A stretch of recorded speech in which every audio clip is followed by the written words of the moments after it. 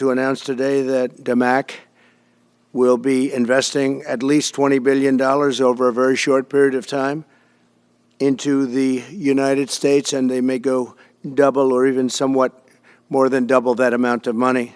It's a great thing, and I believe he will say that he's doing it because of the fact that he was very inspired by the election. They wouldn't do it without that election, I can tell you. A lot of people wouldn't. You saw last week where we have somebody who's going to go from $100 to $200 billion, and we have many other people, and we'll be bringing some of them out.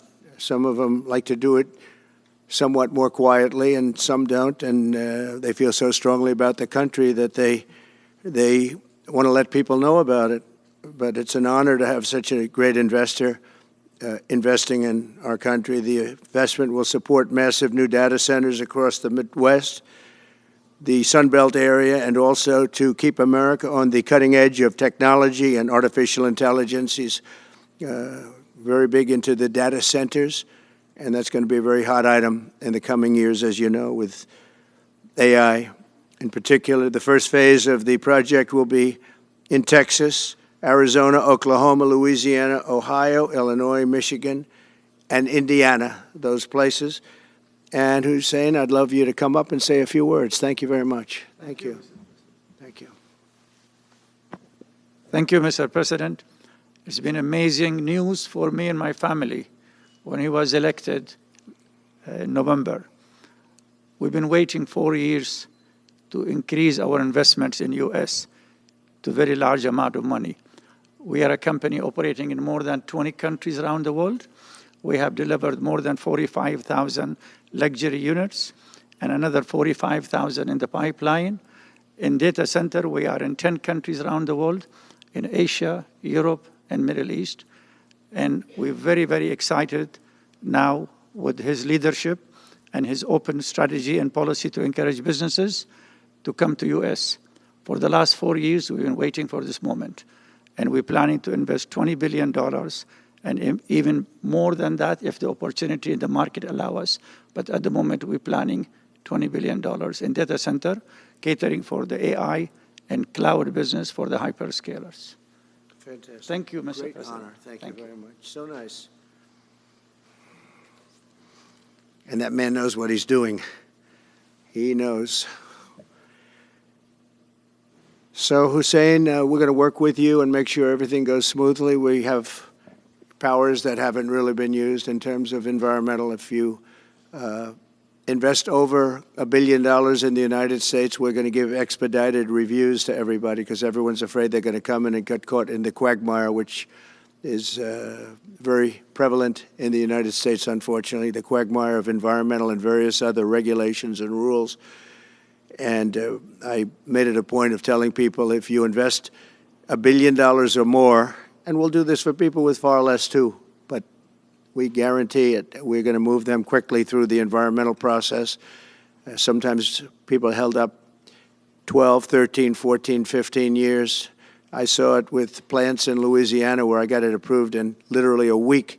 They were through the review in 1 week after spending 14 and a half years trying to get it, and they were going nowhere. It was a terrible thing. So I've been a victim of that myself over the years, and I think I know all the games and all the tricks that are played, and much of it is just done to stop progress. So we're going to be helping you and everybody else that comes to the United States and wants to invest their money, that you don't get tied up for the rest of your life and you can't do anything. This commitment further underscores that many of the greatest business leaders on earth are seeing a very bright economic future for America since the election. As you know, a lot of positive things have happened. We are inheriting a difficult situation from the outgoing administration, and they're trying everything they can to make it more difficult. Inflation is continuing to rage, and interest rates are far too high. And I've been disappointed to see the Biden administration's attempt to block the reforms of the American people and that they voted for. We had a landslide election. We won every swing state. We won the popular vote by millions and millions of people. Nobody even knows how many people, millions. And they're still counting in some areas. You know, they're still counting the vote in some areas. Can you believe this? What a place. What a horrible place. One of the things we're going to do is we've got to fix the election so that we get honest counts and they get done by 10 o'clock in the evening or something thereabouts. They have places where they're still counting votes. President Biden's actions yesterday on offshore drilling, banning offshore drilling, will not stand. I will reverse it immediately. It'll be done immediately. And we will drill, baby, drill. And we're going to be drilling in a lot of other locations. And the energy costs are going to come way down. They'll be brought down to a very low level. And that's going to bring everything else down. That's what caused it to go up, along with the ridiculous spending on the Green New scam. All this money, trillions of dollars. It's like throwing it right out the window, what they're doing. And they're trying to spend so much now. They're just taking money and giving it to anybody that wants it for any project at all, if it's certified under the Green New scam. And they don't work, and it's too expensive. And, you know, they told me that we're going to do everything possible to make this transition to the new administration very smooth. It's not smooth because they're doing that. They're playing with the courts, as you know. They've been playing with the courts for 4 years, probably got me more votes because I got the highest number of votes ever gotten by a Republican, by far, actually, by a lot. And, you know, we had a great election, so I guess it didn't work. But even to this day, they're playing with the courts. They have their friendly judges that like to try and make everybody happy on the Democrat side. It's called lawfare. It's called weaponization of justice, and it's happened at a level nobody's ever seen before. So many. I defeated deranged Jack Smith. He's a deranged individual. I guess he's on his way back to The Hague. And we won those cases. Those were the biggest ones. And the press made such a big deal out of them, but we did nothing wrong. We did nothing wrong on anything. And the people saw that. You know, when they vote, when a Republican, it's not easy for a Republican. When the Republican wins the popular vote by millions and wins all 7 of the swing states, people said, well, he could win 4. We won all 7, and we won them by a lot.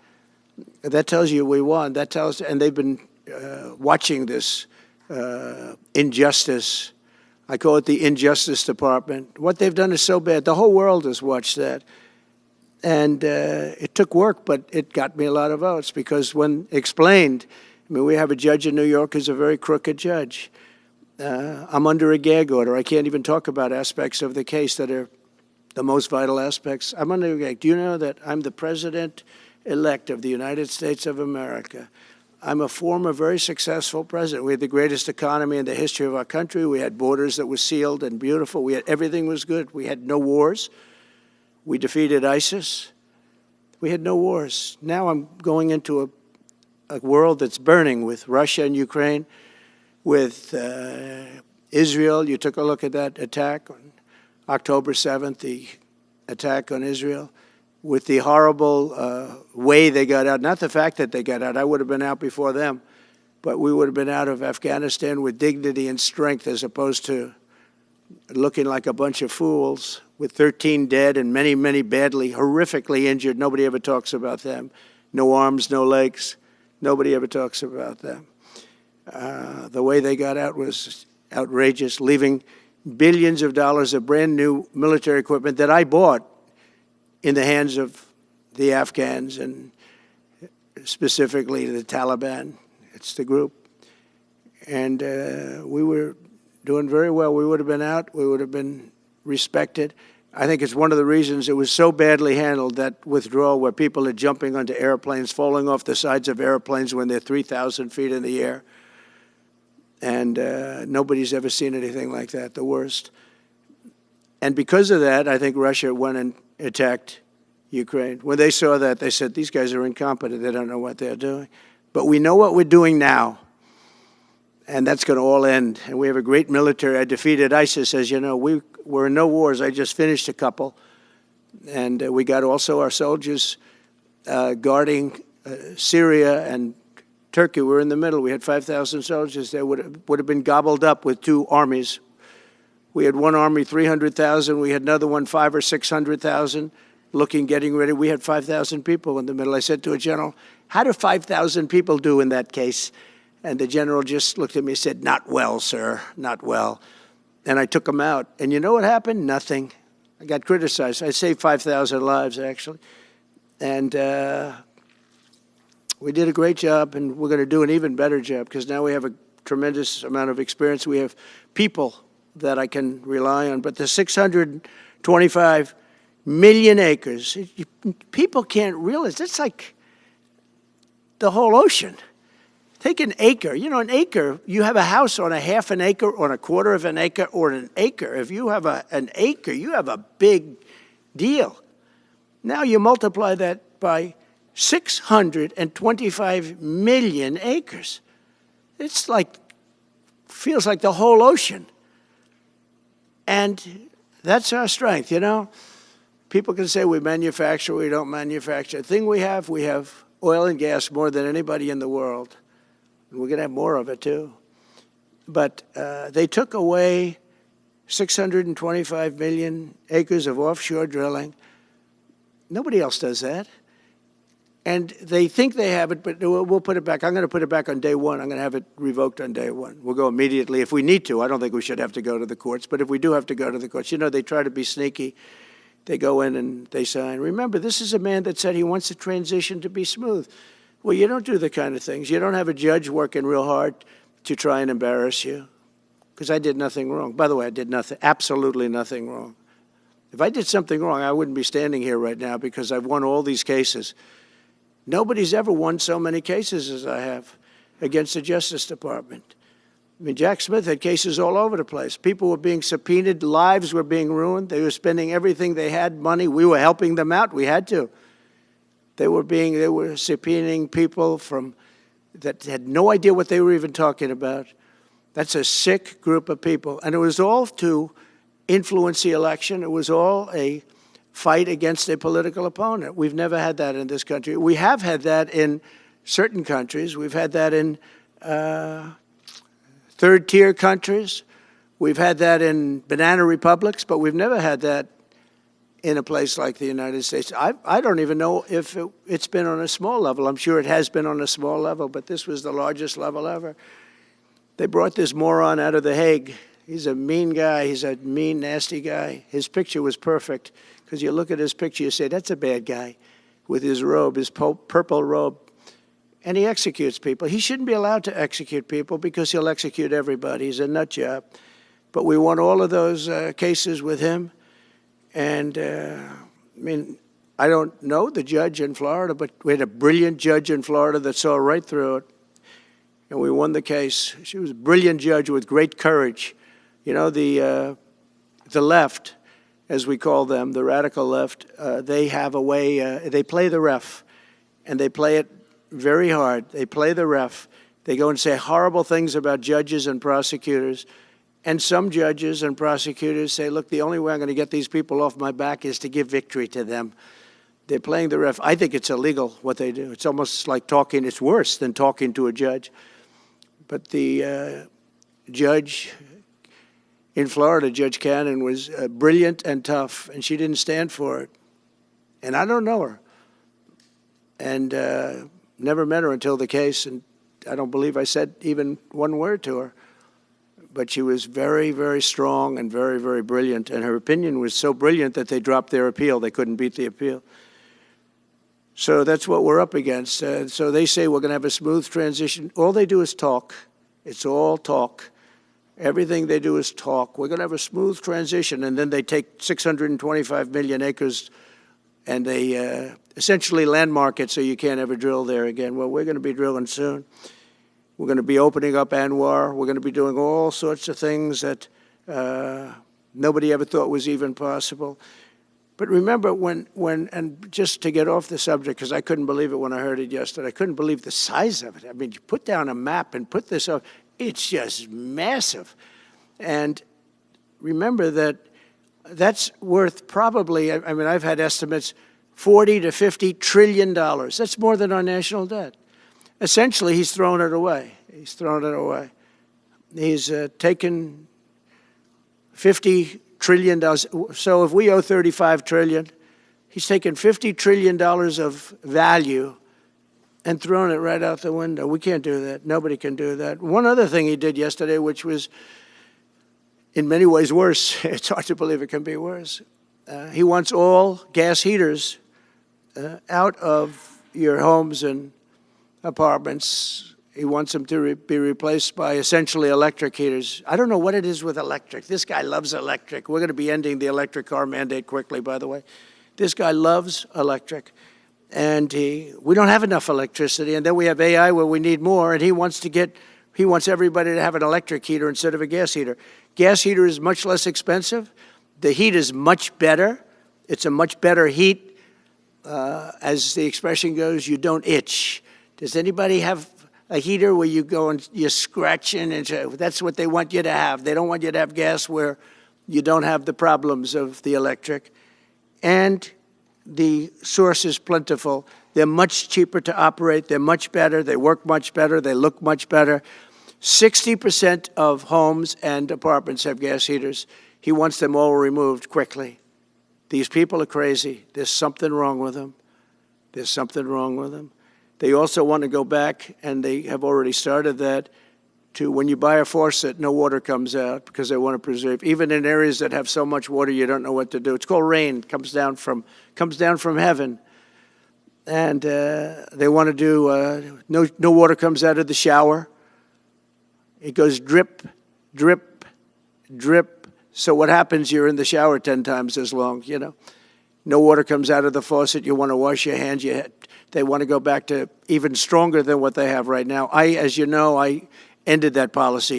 You can have all the water you want. It makes no difference. It comes weird, especially in certain areas. We have so much water, we don't know what to do with it. But these are all things. They want very, very little water to go into your dishwasher, almost none. And you know what people do? They just keep pressing, keep it going. They end up using more water. Likewise, washing machines. They want in your washing machine to have very little water coming out of the washing machine. So when you wash your clothing, you have to wash it 4 times instead of once. You end up using more water. We're a party of common sense, and things that I'm telling you now is really all about common sense. On January 20th, we'll turn the economy around very quickly, because right now when I think of our economy, I think about inflation. That's what we have. We have inflation, I believe, at a level that we never had before. There's never been anything like it. And over the next 4 years, the United States is going to take off like a rocket ship. But really, it's already doing it. If you take a look, just last month, SoftBank announced the $200 billion. I think it'll be 200. He said between 100, and I said, how about making it 200? And he sort of said yes, but let's say it's 100, but it might be 200, right, Brian? Dollars, United States, creating more than 100,000 jobs. Hussein just announced a tremendous investment that he's going to make, and that's money that's in the bank. He's going to come and do it, and he'll do a great job, and he'll build the best centers in the country, I guarantee, because I know the way he builds. Since my election, the stock market has set records. The S&P 500 index has broken above 6,000 points for the first time ever, never even close. In a single month, small business optimism soared 41 points. It's not a 41. It went up 41 points. And that's the largest in the 39-year history of the group that does it. According to Gallup, the American people's confidence in the economy has just surged to the highest level in history. That's why I have a news conference like that. I take the greatest business leaders in the world. I say, hey, do you want to say you're going to invest the money?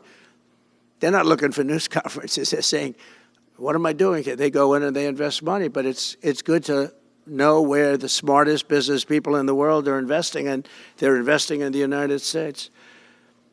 So we've done this all in 2 months of not being there. You know, we haven't been there.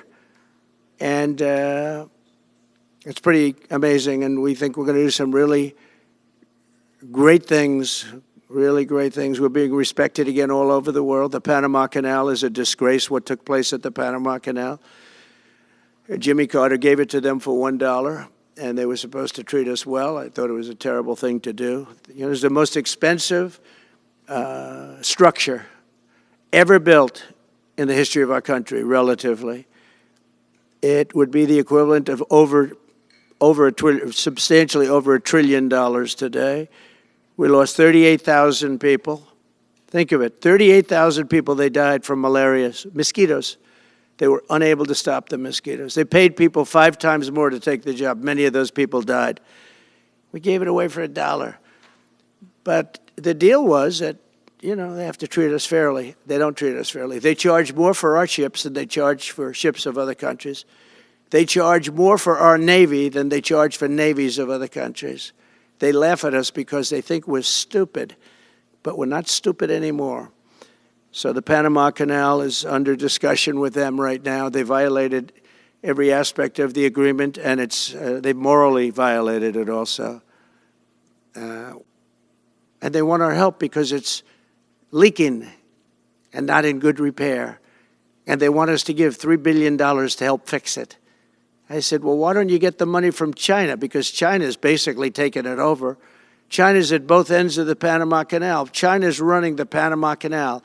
And they come to see this Biden, this guy who should never have been allowed even to run for president. Of course, she shouldn't have either, because that never happened. I had to be 2 people, not 1.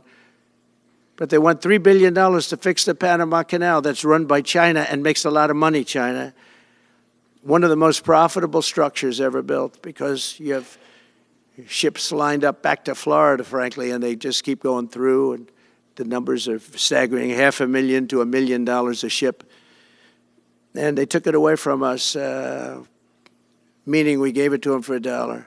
But not going to happen. What they've done to us, they've charged us, they've overcharged our ships, overcharged our Navy. And then when they need repair money, they come to the United States to put it up. We get nothing. Those days are over. Working with the Republican majorities in Congress, will cut taxes, slash regulations, raise wages, and boost incomes at a pace the world has not seen before, and certainly not from our country. We had a big chunk of it for the first 3 years prior to COVID coming in my administration. We had the greatest economy in history. We cut the most regulations in the history of our country, and I did that all in 4 years, by 4 times more than any other president cut. We did that in 4 years, and we were just getting started. We'll impose new tariffs so that the products on our stores will once again be stamped with those beautiful words, made in the USA. And we are not treated well, as you know, by Canada. Canada is subsidized to the tune of about $200 billion a year, plus other things.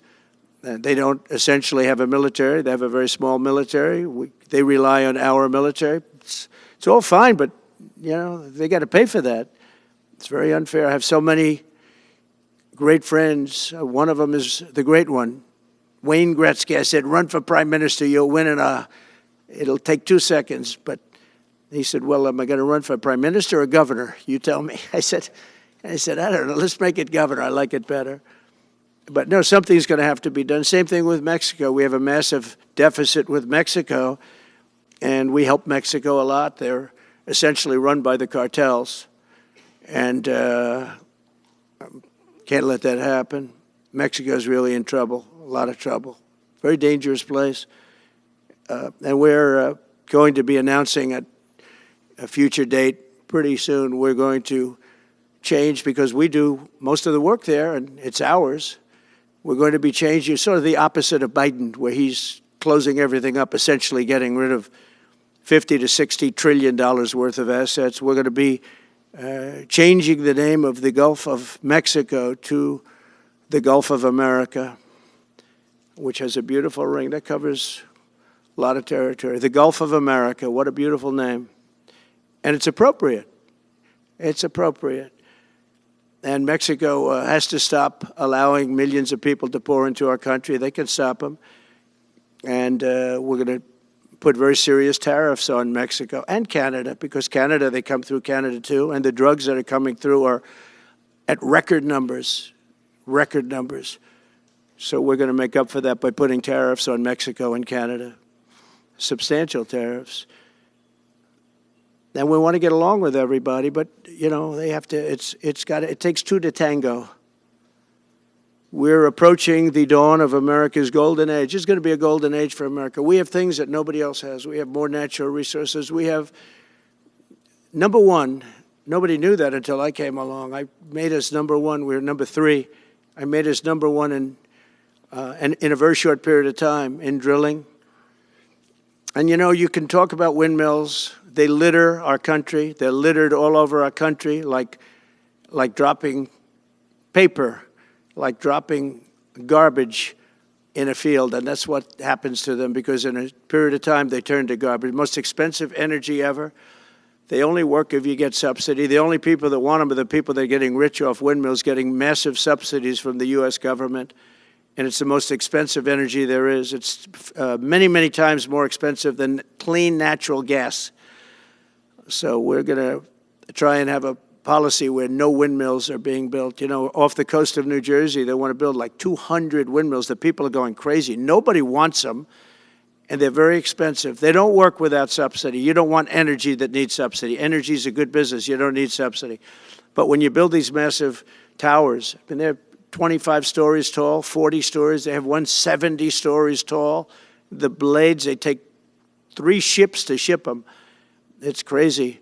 They're dangerous. You see what's happening up in the Massachusetts area with the whales, where they had 2 whales wash ashore in, I think, a 17-year period. And now they had 14 this season.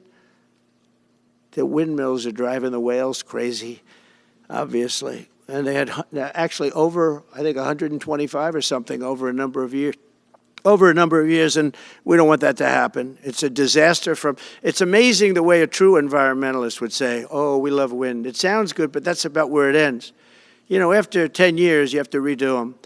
And what happens is they don't do that. They let them stand and they rust, and they say, because of the environment, I'm not a believer in this, but they say you can't, because it's a certain fiberglass, that the blades cannot be buried in earth, that's an environment. So what do you do with them? What do you do with them? And I don't know if you've ever gone to Palm Springs, California, or any of these places where you have long-term windmills standing. They're a disaster. They're rusting, rotting, closed, falling down. This is as you enter Palm Springs. And they put new ones next to them because nobody wants to take them down, because why should they take them down? It's very expensive to take them down, and you can't do anything with them because the blades, you can't bury them because of the environmental protection. We'll look at that. Doesn't make sense, but that's what they say. So we are at the beginning of a great, beautiful golden age of business, and I think we're also at a golden age of common sense, because everything I'm saying to you, from a simple water faucet that doesn't allow water to come out appropriately, to all of the other elements of what we do and what we're going to do, to take $50 to $60 trillion off our country's balance sheet because some man that has no idea what he's doing, has no idea. You know it, I know it, the Democrats know it. What they did is a crime by allowing that to happen. And I'll bet you, if you asked him today, how much acreage did you submit? Essentially, did you destroy? You destroyed the economic viability of drilling in the ocean. And with AI coming along and all, you know, a lot of people don't realize that AI is going to be a big thing, but you'll need double the electricity at least that we have right now. So right now we produce electricity for many, many different things.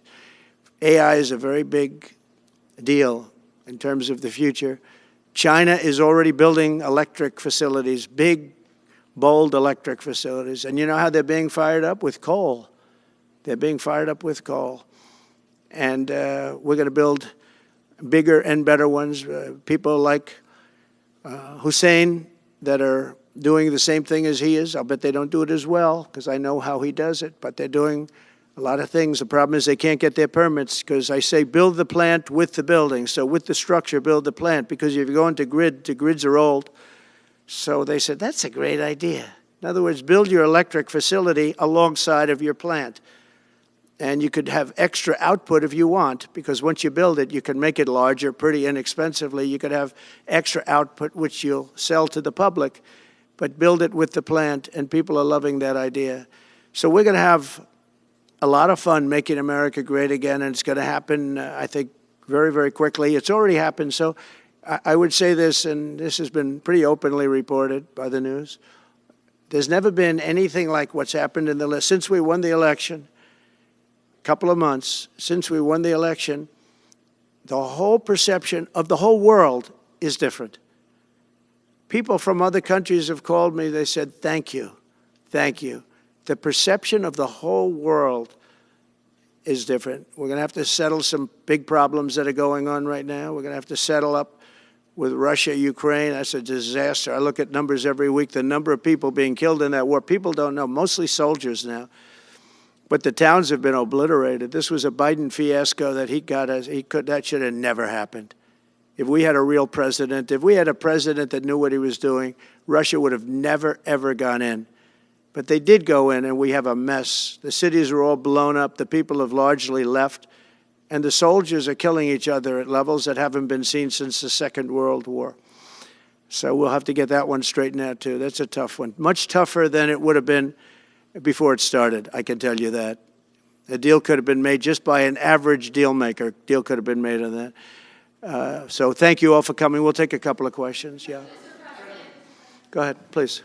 President, thank you. I wanted to touch on the world on fire that you mentioned, but let's start, if we could, with your references to Greenland and the Panama Canal, so forth. Can you assure the world that as you try to get control of these areas, you are not going to use military or economic coercion? No. And can you tell us a little bit about what your plan is? Are you going to negotiate a new treaty? Are you going to ask the Canadians to hold a vote? What is the strategy? Yeah, I can't assure you, you're talking about Panama and Greenland. No, I can't assure you on either of those two. But I can say this, we need them for economic security. The Panama Canal was built for our military. I'm not going to commit to that now. It might be that you'll have to do something. Look, the Panama Canal is vital to our country. It's being operated by China. China. And we gave the Panama Canal to Panama. We didn't give it to China. And they've abused it. They've abused that gift. It should have never been made, by the way. Giving the Panama Canal is why Jimmy Carter lost the election, in my opinion, more so maybe than the hostages. The hostages were a big deal. But if you remember, and nobody wants to talk about the Panama Canal now because, you know, it's inappropriate, I guess, but because it's a bad part of the Carter legacy. But he was a good man. Look, he was a good man. I knew him a little bit, and he was a very fine person, but that was a big mistake. Giving the Panama Canal to Panama was a very big mistake. We lost 38,000 people. It cost us the equivalent of $1 trillion, maybe more than that. Probably the most expensive, they say it was the most expensive structure, if we call it a structure, which I guess you can, ever built.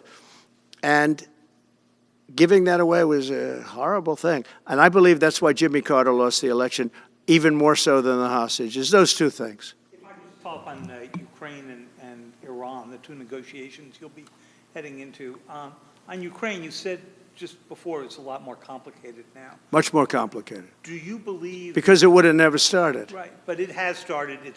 Well, not only started, the cities are largely knocked down. So you've got what you've got. At this point, to hold on to leverage in dealing with President Putin, would you make a commitment to the Ukrainians that you will keep supporting them during the negotiations? Well, I wouldn't tell you if that were the case. Would you make a commitment to provide a security guarantee if they do enter into an armistice or a ceasefire along the lines that the French and the Germans? So, you know, a big part of the problem was Russia for many, many years, long before Putin said you could never have NATO involved with Ukraine. Now, they've said that. That's been like written in stone.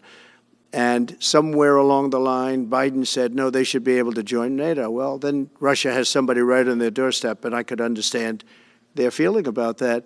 But there were a lot of mistakes made in that negotiation. And when I heard the way that Biden was negotiating, I said, you're going to end up in a war. And it turned out to be a very bad war. And it could escalate. That war could escalate to be much worse than it is right now. They can never join NATO. Well, my view is that it was always understood. In fact, I believe that they had a deal, and then Biden broke it. They had a deal which would have been a satisfactory deal to Ukraine and everybody else, but that Biden said, no, you have to be able to join NATO. And that's always been, and nobody knows more about NATO than I. You know, years ago when I first started this, I didn't know too much about NATO, but I got it right anyway. I said they're taking advantage. I'm the one that got, and the Secretary General was here, as you know, 2 weeks ago, saying that if it weren't for me, NATO wouldn't even exist right now, because I raised from countries that weren't paying their bills. At that time, 28 countries, 20 of them were not paying their bills, 21 to be exact. They weren't paying, or they were paying a very small portion. And I raised over $680 billion. That was the number he gave, by saying, if you don't pay, we're not going to protect you. And as soon as I said that, the money came pouring in. But Obama could have said it. Other people could have said it. Bush could have said it. Nobody said it but me. I took a lot of heat. They said, oh, that's a threatening statement. Well, they weren't paying their bills. I said, we're not going to protect you if you're not paying the bills. So in a true sense, I saved NATO, but NATO's taken advantage of us. And one of the problems that I have, and I've said it openly, I said it to President Zelensky, Europe is in for a tiny fraction of the money that we're in. Now, whether you like that situation or not, Europe is much more affected than the United States. We have a thing called the ocean in between us, right? Why are we in for billions and billions of dollars more money than Europe? And you know, they're a similar size, a little smaller, but they're a similar size economy as the United States when you add them up. And yet Europe is in for a small fraction of the number the United States is in. Now, Biden could have called them up during the term. That's what I did. I said, you have to pay your bills. And they all, one stood up. I won't say who. You'll probably have it, because the papers, the media hated to report on it.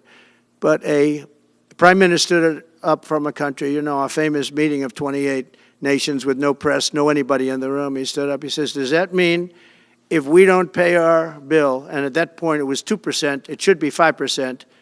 It should be 5%, not 2%. But at that point it was 2%, but many people didn't pay. Some people didn't pay anything. But many people were way, including Germany. Germany was at less than 1%. You're going to press for 5%? Well, I think NATO should have 5%, yeah. Well, you can't do it at 2%. I mean, at 2%, every country, if you're going to have a country in a regular military, you're at 4%. I think they should be, you know, they're in dangerous territory. I think it should be, they can all afford it, but they should be at 5%, not 2%.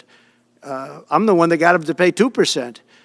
But a gentleman stood up, a prime minister stood up, and he said to me, sir, could I ask you a question? You're saying we have to pay our bills. If we don't pay our bills, will the United States protect us from Russia? I said, if you don't pay, you mean you're delinquent? He said, yes. He said, if you're delinquent, we will not protect you. I took a lot of heat.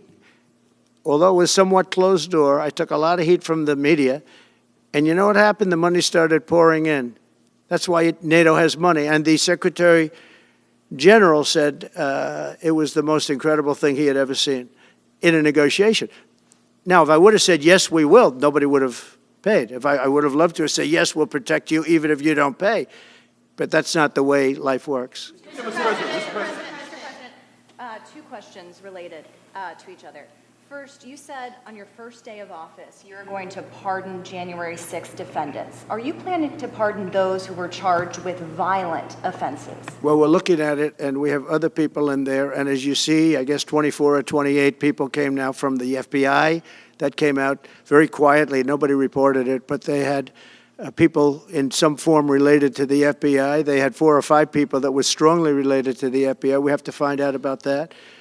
We have to find out about Hezbollah. We have to find out about who exactly was in that whole thing, because people that did some bad things were not prosecuted. You know, I see it all the time, and you see it too. People that were doing some bad things weren't prosecuted, and people that didn't even walk into the building are in jail right now. So we'll be looking at the whole thing, but I'll be making major pardons. Yes, please. Please. On Jack Smith's report. Good afternoon, Mr. President. It's good to see you again. 2 questions about Syria and the ongoing war in Gaza. About Syria, the Pentagon disclosed last month the U.S. has some 2,000 troops in Syria. That's almost double the number initially we were told of 900. Will you keep that troop capacity the same upon taking over? Well, I won't tell you that because that's part of a military strategy, but I will say it was Turkey. Turkey's been after that country in different names and different forms and shapes for 2,000 years. Those people that went in are from Turkey. And President Erdogan is a friend of mine. He's a guy I like, respect. I think he respects me also. He's the one that didn't go after certain people after I requested that he not. You know who I'm talking about, the Kurds. I don't know how long that's going to, because they're natural enemies. They hate each other. But he didn't do that yet, and he didn't do it in the past also. He started, and I said, please don't do that, and he didn't do it. So, but if you look at what happened with Syria, Russia was weakened, Iran was weakened, and he's a very smart guy. And he sent his people in there through different forms and different names, and they went in and they took over, and that's the way it is. I'm sorry, I don't mean to interrupt you. Do you have concerns about HTS taking control of By the way, I Syria at this have point? the envoy here. Is that in the back? It is. Standing with my son, Eric, is Steve Witkoff, who's just got back from the Middle East, and he's done a fantastic job. He's a great deal maker. I said, what we need there is a deal maker, because nobody makes a deal. We have people that understand where the rivers are and where the meets and bounds are, but they can't talk. They can't make deals. Steve's done a great job. I just want to thank you, Steve. You've been working endlessly for months, and he's working specifically on the hostages, trying to get them back. Well, that was my second question is Hamas. Steve, come up for a second. Maybe you might want to say a couple of words. Sir, I didn't- Hamas released another hostage I didn't know Steve was going to be here, actually. Neither did I. He's done a fantastic job, and it's a dangerous job, too, and we appreciate it. He didn't know about this kind of danger and the other deal-making he does. Now he sees a lot of big danger. Come on up, Steve. Mr. President, can I ask you a second part of that? Hamas Yeah, released just one another second, hostage please. video. I'm going to give you a little report on the hostages, if I can. Steve? Thank you very much. Thank you, Mr. President. Wow. Well, I think we're making a lot of progress, and I don't want to say too much because I think they're doing a really good job back in Doha. I'm leaving tomorrow back to go to Doha, but I think that we've had some really great progress, and I'm really hopeful that by the inaugural, we'll have some good things to announce on behalf of the President. I actually believe that we're working in tandem in a really good way, but it's the President, his reputation, the things that he has said that are driving this negotiation. And so hopefully it'll all work out and we'll save some lives.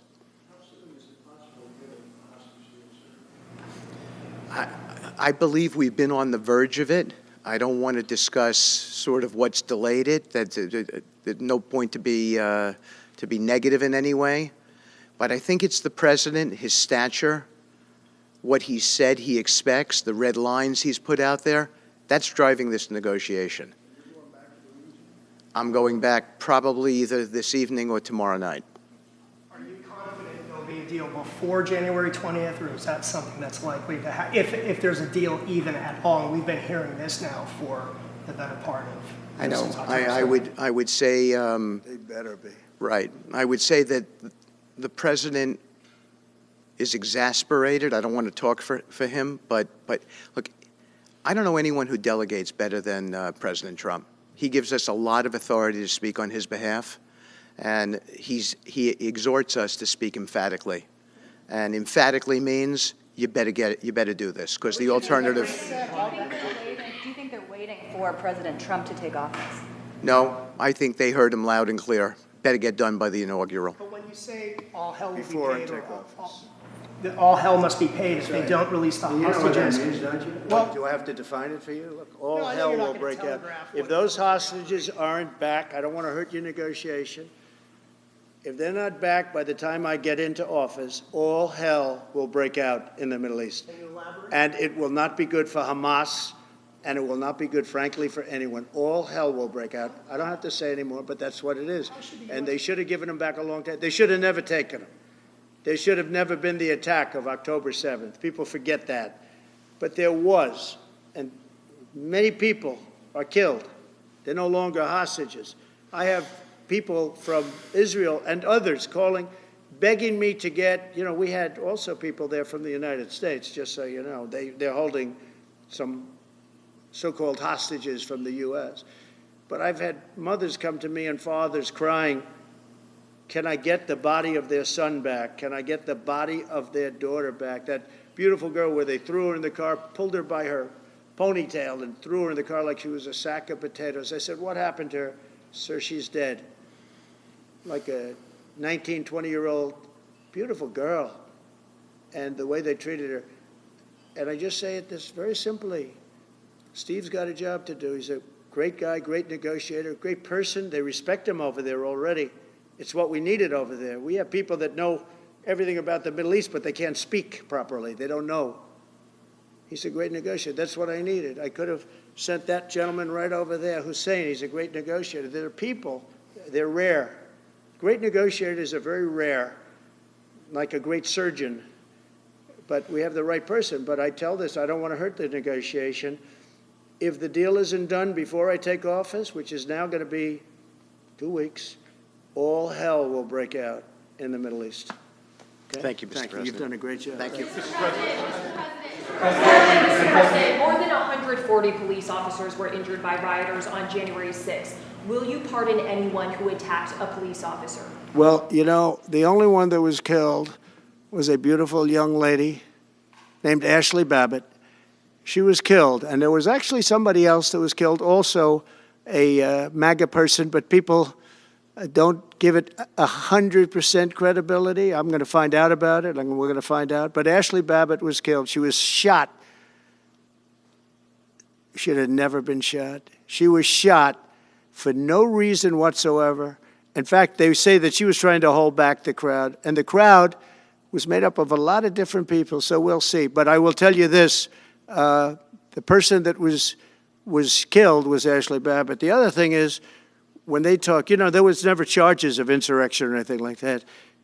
But if there were, this would be the only insurrection in history where people went in as insurrectionists with not one gun, okay? And let me tell you, the people that you're talking about have a lot of guns in their home for hunting and for shooting and for entertainment, a lot of good reasons. But there wasn't one gun that they found. And why didn't they find the bomber, the pipe bomber? You know, they know who the pipe bomber is. The FBI knows who it is. The status of the FBI has gone down so far, and the status of the DOJ, or as I call it, the Department of Justice, it's the Department of Injustice, being laughed at all over the world. And hopefully with Pam Bondi and with Kash Patel and with other people that we're putting in, that will all come back.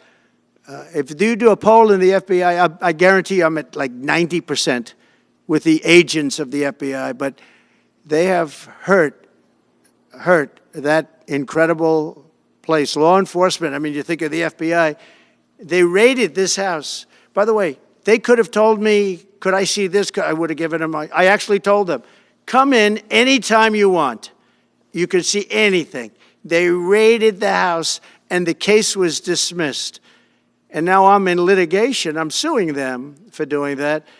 And I feel so badly doing it. I'm the President of the United States, and I'm suing the United States. But I'm suing them for other things, too. The FBI has gone so, its reputation has been so horribly hurt. Between Comey, who is the worst, and all of the others, what's happened to the FBI is, and we're going to make it great again. We're going to make the FBI great again. We're going to make the Department of Justice fair and strong, but fair again. Because all they did was attack me because I'm their political opponent. And that includes with local judges like Marshawn. You ought to find out. Ask them, why do I have a gag order where I'm not allowed to speak? Think of it. I'm the President of the United States, and I'm not allowed to speak. Why? Because if I did speak, people would understand the scam. It's a scam. And we have very dishonest judges, and New York judges are very bad. We had one that valued this house at $18 million because it was good for their case. He actually valued that chandelier is worth more than $18 million. He valued this house as $18 million. And we have another one who was so nasty, so horrible, such a brute, most vicious, vile person. These are New York judges. But we've won most of the cases, so we're very happy about that. Please. Back on Greenland, your position is clear, but have you directed your staff to take a specific action reactions to drop plans? And can you elaborate again? You didn't rule out military coercion. Well, we need Greenland for national security purposes. I've been told that for a long time, long before I even ran. I mean, people have been talking about it for a long time. You have approximately 45,000 people there. People really don't even know if Denmark has any legal right to it. But if they do, they should give it up because we need it for national security. That's for the free world. I'm talking about protecting the free world. You look at, you don't even need binoculars. You look outside, you have China ships all over the place. You have Russian ships all over the place. We're not letting that happen. We're not letting it happen. And if Denmark wants to get to a conclusion, but nobody knows if they even have any right, title, or interest. The people are going to probably vote for independence or to come into the United States. But if they did do that, then I would tariff Denmark at a very high level. Have you asked your staff to draw plans for acquisition? I mean, are you actively No, we're pursuing not at that stage, but we have people. I haven't even entered office yet. Secondly, sir, Elon Musk has drawn some criticism and a lot of attention for some of his actions and provocative statements about foreign affairs, including in Europe. Your reaction to that, is that appropriate for... You mean where he likes people that tended to be conservative? I don't know the people. I can say Elon's doing a good job, very smart guy. I don't know the people you're talking about. He was, I know he said some negative things about a couple of people that are running for office, but that's not so unusual. Yes, please. I wanted to ask you about Ukraine and Putin. How soon do you anticipate going to meet with Putin to discuss the Ukraine situation? Well, I can't tell you that, but I know that Putin would like to meet. I don't think it's appropriate that I meet until after the 20th, which I hate, because, you know, every day many, many young people are being killed, soldiers. You know, the land is very flat, and hundreds of thousands of soldiers from many hundreds of thousands from each side are dead, and they're laying in fields all over the place. Nobody to even collect. There's landmines all over. It's a disaster. But it's very flat. It's great. It's farmland, and it's very, very flat. And the only thing that stops a bullet is the human body. And the human body is stopping a lot of bullets. Within the first 3 to 6 months? I hope to have 6 months. First 3 to 6 months. No, I hope long before 6 months. Look, Russia's losing a lot of young people, and so is Ukraine. And it should have never been started. That's a war that should have never happened. I guarantee you, if I were president, that war would have never happened. Who would you like to nominate to replace Michael Barr as vice chair of the Village Board? I'll be announcing somebody. Mr. President, if we were to work under the assumption that you're serious about making Canada 51st state of the United States, the leader of the Conservative Party in Canada said, under no circumstance will it ever be the 51st state. Maybe he won't win, but maybe he will. I don't care. You had suggested Listen, I don't care what he says. But Sir Lopez, you said you were considering military force to acquire Panama and Greenland. Are you also considering military force to annex and acquire Canada? No, economic force. Because Canada and the United States, that would really be something. You get rid of that artificially drawn line, and you take a look at what that looks like, and it would also be much better for national security. Don't forget, we basically protect Canada. But here's the problem with Canada. So many friends up there. I love the Canadian people. They're great. But we're spending hundreds of billions a year to protect it. We're spending hundreds of billions a year to take care of Canada. We lose in trade deficits. We're losing massive. We don't need their cars. You know, they make 20% of our cars. We don't need that. I'd rather make them in Detroit. We don't need the cars. We don't need their lumber. We have massive fields of lumber. We don't need their lumber. We have to unrestrict them because stupid people put, you know, restrictions on, but I can do that with an executive order. We don't need anything they have. We don't need their dairy products. We have more than they have. We don't need anything. So why are we losing $200 billion a year and more to protect Canada?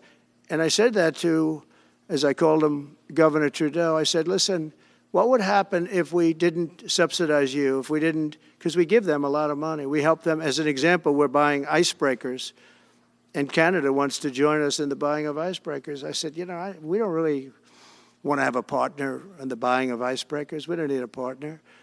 But No right. Nope. No right. Here's what we have. We have a right not to help them with their financial difficulties because we owe $36 trillion too. We're going to start knocking it out pretty fast, but we're going to be able to do it because of energy and other things. But no right. No right. But why are we supporting a country, 200 billion plus a year? Our military is at their disposal. All of these other things, they should be a state. That's why I told Trudeau when he came down, I said, what would happen if we didn't do it?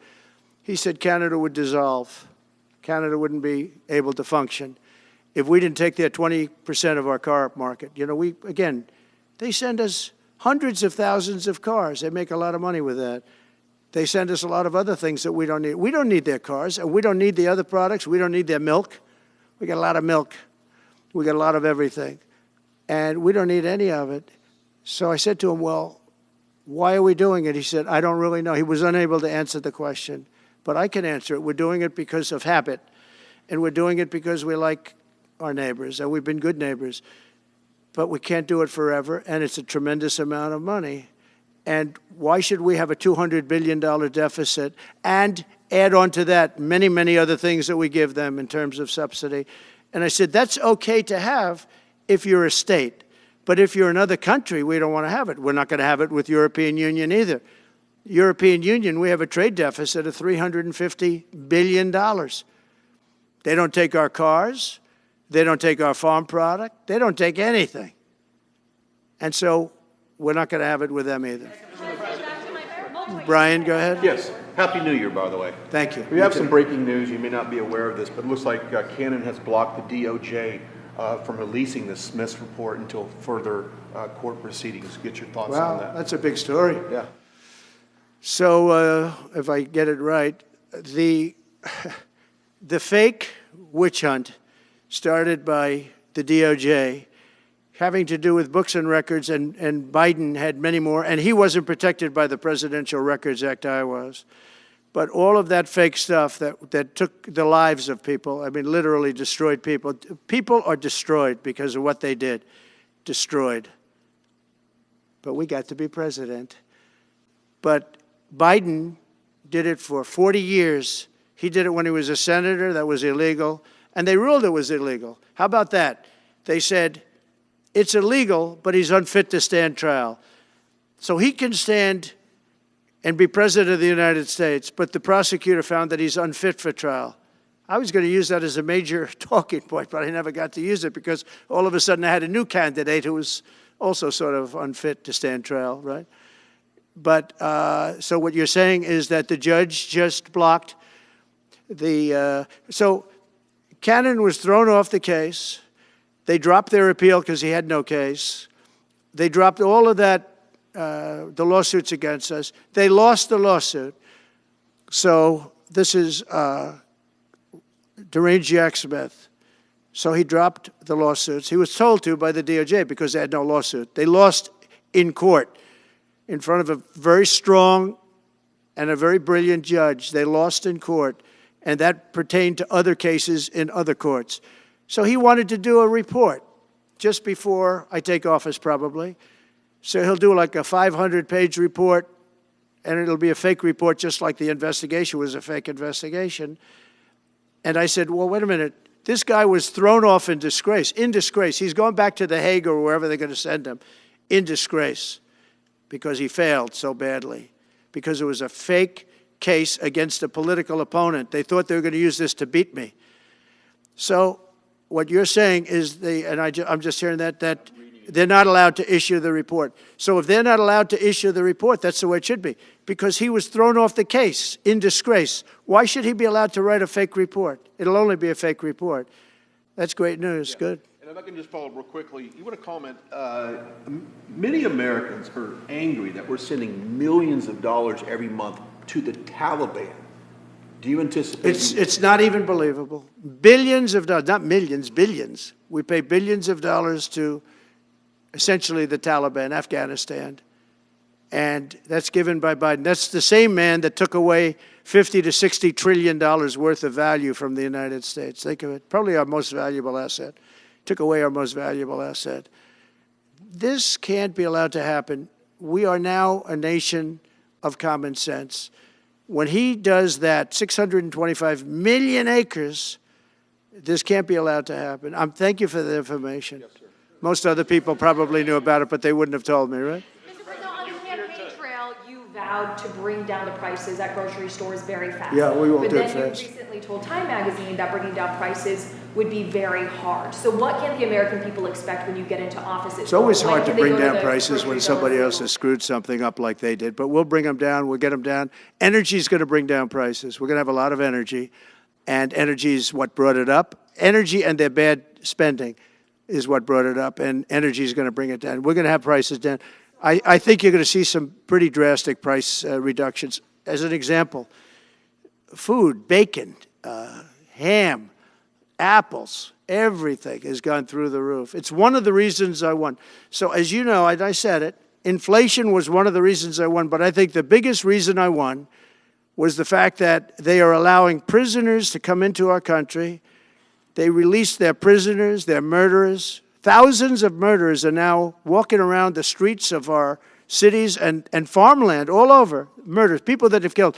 Many, 32% have killed more than one person. They released them from their jails, their prisons, and their mental institutions and insane asylums into our country. I believe that's the reason we got such a large vote. All right, maybe one or two more questions. Yeah, please, go ahead. Go ahead, you go. Sir, can you, President Carter is laying in state today in Washington. You had some harsh words for him about the Panama Canal. Is there any disconnect there? Do you feel a little bit bad about doing that on this day? No, I liked him as a man. I disagreed with his policy. So, hey, he thought giving away the Panama Canal was a good thing. I think it cost him the election. That and the hostages. I actually think that was a bigger factor because that's a deal that just should not have been made. But again, this was a question that was asked of me. I didn't bring it up. I didn't want to bring up the Panama Canal because of Jimmy Carter's death. But people don't bring it up. But, you know, you and other people have asked me about it. No, it's a deal that I was very strongly against. I was a young guy when this took place. But just why would we spend all of that money, lose 38,000 people to malaria, the mosquito? They were dying. It was horrible what was happening. They paid them 4 times more than they would make in the United States, but they knew they were going to go over there and die. And they died in the jungles of malaria. There was nothing we could do to stop it, 38,000. And then we gave it away for $1. About getting your agenda through Congress, you appeared to open the door in your radio interview yesterday for 2 bill approaches. It's still your preference for one big, beautiful bill, as you have said. Well, I like one big, beautiful bill, and I always have, I always will. But if 2 is more certain, it does go a little bit quicker because you can do the immigration stuff early. Now, you have to understand, for immigration and for the wall, we won the case on the wall. You know, they tried to sell the wall for 5 cents on the dollar, by the way. And we had, fortunately, a judge that stopped that. But they were already discarding the wall. And 5 cents on the dollar. And you know what they were doing? They were calling us up and saying, we'll sell it back to you at 200 cents. In other words, double what we paid for it. So they were going to buy it from this guy for 5 cents on the dollar. They were making deals. And fortunately, we had a very smart judge that stopped it cold. I think he called for an investigation, too, and he should. But think of it. They were selling the wall that was exactly the wall that the Border Patrol wanted. That was designed by them. Steel, concrete, rebar, exactly as they want. Very, very heavy steel, very powerful steel, hard to cut. Very, very heavy 7,000-pound concrete, which is a very strong concrete. Everything was top of the line. Very expensive. Would be double what we paid for it then, 6 years ago. But let me just tell you, they were selling it for 5 cents on the dollar to people, and those people were calling us, asking us to pay them 200 cents because it's a good deal because we can have it immediately. And you know what immediately is? Just leave it in place. No, the papers haven't written that, though. That deal is like all the other things that these people do. These people either hate our country or they're very stupid. And I don't believe they're stupid because nobody can cheat on elections like they cheat and be stupid. They either hate our country or they're stupid. So remember what I said because nobody wants to report it. They were selling the wall for 5 cents on the dollar. and trying to resell it back to us for 200 cents or less, but for 200 cents on the dollar. That's a nice return. Meta today announced that it will stop putting fact checks on posts on its website. And Meta said today it would stop putting fact checks on its website and instead allow community to fact check. Well, I watched their news conference, and I thought it was a very good news conference. I think they've come a long way. Meta, Facebook. I think they've come a long way. I watched it. The man was very impressive. I watched it. Actually, I watched it on Fox. I'm not allowed to say that. Say it? Do you think he's directly responding to the threats that you have made to him in the past? With these Probably. issues? Yeah, probably. The last time you were here, you were asked a question about the U.S. possibly launching a preemptive strike on Iran. You said you wouldn't answer that question. On who? Obviously, on Iran. The U.S. launching a preemptive strike on Iran's nuclear facilities. And I said, I don't talk about it. It's a military strategy. But it is a legitimate question. It's something that well, it's not really, because only a stupid person would answer it. Look, it's a military strategy, and I'm not answering your questions on military strategy. All right, one more. Brian, go ahead. Brian. Could you give us a preview of what you might be talking to leaders of Congress who are expected to come here in the next couple of days? And you've got a very supportive Congress behind you. Yeah, they're great. So we have a wonderful Republican Congress. We have a leader that I have a lot of confidence in. I think he's going to be, hopefully, a great leader, a great speaker. And we have a leader, by the way, in the Senate I think has been great. John Thune has been doing a fantastic job. But it goes through the House first. And the question is whether or not we do the two bills or one bill. And, you know, look, I can live either way. I like the idea of the one big bill, but I can live either way. But they'll be coming down. The senators also will be coming down. And then ultimately we'll be meeting in the White House in a few weeks. But right now this is the winter season. You know, they sort of call this the winter White House. It was built, I don't know if you know this, Marjorie Meriwether Post and E.F. Hutton built this. It was the greatest of all the estates in our country. And I saved it, and I got a lot of credit for saving it. Most of these big, great houses have been knocked down in Palm Beach, just about all of them, actually. And they, you know, you'd build 10 mansions on one site, but we saved it. But this was built as the Southern White House, and she gave it to the government. And, by the way, Jimmy Carter gave it back. He said it's too expensive for the United States. So I didn't realize that. Real quick, I was just told. Actually, Jimmy Carter, Nixon was through Watergate. He came down. Nixon came here once, and he thought it was incredible. But he had a thing called Watergate, if anybody remembers that. And so he had other things on his mind, to put it mildly. And Jimmy Carter felt that it was too extravagant for the country. So fortunately for me, he gave it back to the foundation, and I bought it from the foundation. President, on reconciliation, some Republicans saying in trade for a massive bill that you and they share the interest in, they want to see big spending cuts. Do you agree with that? And what well, I'm okay with spending cuts. I like spending cuts. Just I'm on the record for spending cuts. And the debt ceiling was given to us. It shouldn't have been, but it was put in our lap. And what I want in terms of debt ceiling isn't the ceiling. I just don't want to see a default. That's all I want. I never talked about spending more money necessarily than all I want to see is no default, because nobody knows what would happen if there was a default. It could be 1929 and it could be nothing. But that was put into our lap, and it shouldn't have been, but it was, and so we'll handle it. But debt ceiling is not about raising a lot of money. It's really just about extending it. I just want to see an extension. On immigration, how much can you do by executive order? Are you planning to do on executive order when it comes to immigration? And how much do you want Congress to tackle this issue? And also on day one, well, I had the safest border in the you history of planning? our country by far. You remember the famous chart that I brought down. I love that chart very much for a lot of reasons. But I have the safest border by far in the history of our country. And when I took it over, it was a mess. Nothing like it is now. This is 10 times worse. I got elected because of the border the first time, and I think I got elected largely because of the border the third time. And the second time I did equally well. Well, not as well as the last time, but I did very well. And I will say, this was too big to rig. You know the expression? Too big to rig. They couldn't do it. They tried, but they couldn't do it. I didn't get very much from Congress at all. I just said that we're being invaded, and it took the money out of the military. Much of the wall, I built over 500 miles of wall. much of that wall was built through money that I put into the military.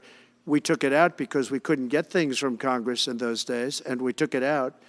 And that wall was built largely with money coming from the military. So, very simple. I went to the military, I said, our country is being invaded by very similar, nothing like what's invading our country now. They weren't releasing prisons into our country, and they weren't releasing mental institutions in, but some bad dudes were coming in, right? And I said, our country is being invaded. And I took that money largely from the military. I was sued 9 times by the Democrats in Congress, and I won all those suits. And we ended up building 571 miles of wall. Once that wall was built, they start going around it. So we're going to add another 200. That would have been up in 3 weeks. And then we had a very unfortunate election result. And they said, we don't want to put it up. We'll sell it. And they started selling it for 5 cents on the dollar. What a second. So we'll do this again. I just want to thank everybody very much. I'm just telling you, this will be the golden age of America. This is the golden age of America. We're going to have a great country again. We're a country right now under siege. We have so many different problems, and nobody respects us overseas, but now they do. The Italian prime minister, as you know, came here the other night, just flew in and flew out. She wanted to see me. And great respect is being shown when I went to the cathedral in France. Great respect was shown by the prime minister, the president, by everybody. France was, and by the way, I have to say they did a great job in the cathedral. But great respect is being shown to our country again. And we have a great country, but we have to run it properly. It's going to be run properly. We want to get back those hostages for Israel and for us. You know, we do have people that are hostages being held. And I'll just say it again. If this deal's not done with the people representing our nation, by the time I get to office, all hell is going to break out. Thank you very much. Thank you. Ukraine-Russia war before you take office. Can you clarify what you mean by military force in the Panama Canal?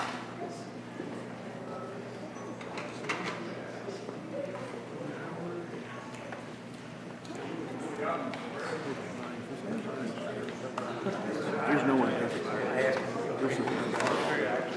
I'm saying, like,